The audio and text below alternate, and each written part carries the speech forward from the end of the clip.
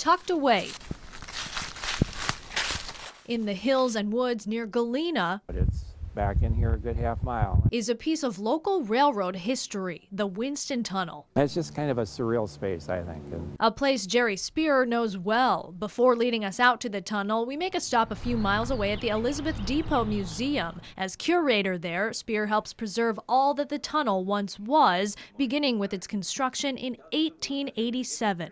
There were 350 men working round-the-clock shifts. Mostly hand-digging through what turned out to be soft blue clay instead of limestone. Using mules, and they at first used explosives, and they had a cave-in as a result. Killing one immigrant worker. His name is John Hill. He was from Finland. The tunnel was eventually completed in early 1888 at a cost far exceeding expectations, $600,000. It was really a challenge to get through all of this. And it's more than a half-mile long. At the time, it was the longest in Illinois.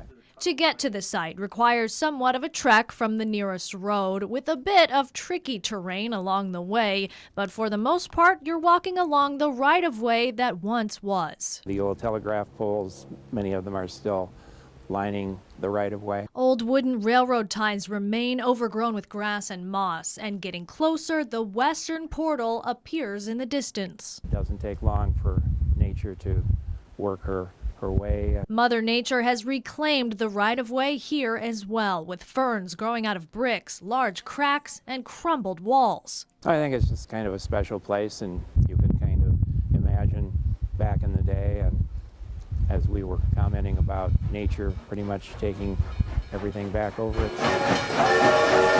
The tunnel saw its final train in 1971, but in its heyday, probably about one passed through every hour, both freight and passenger. They would have slowed down super slow because they didn't want to have a derailment in there. Now, standing right next to it, it looks like a pretty wide open space, but for its time, it was actually pretty small for a railroad tunnel and a tight squeeze for some of the trains. And a host of issues arose over the years, starting with poor ventilation. They would routinely put a wet handkerchief over their face to keep from being asphyxiated, essentially. They would have passed out from the heat. Until a large fan system was installed. Icicles were also a big problem in the winter, and because the earth around the tunnel was so unstable, major repairs had to happen in 1902, 1918, and 1947. Eventually, it became too costly to maintain. If they hadn't built this tunnel, if they had gone around, you might still have railroad tracks going through this area because it is straight west of Chicago. Aside from the ghosts of trains past, now the only traffic is the trickle of a stream. That's kind of a neat sound. It's the only sound.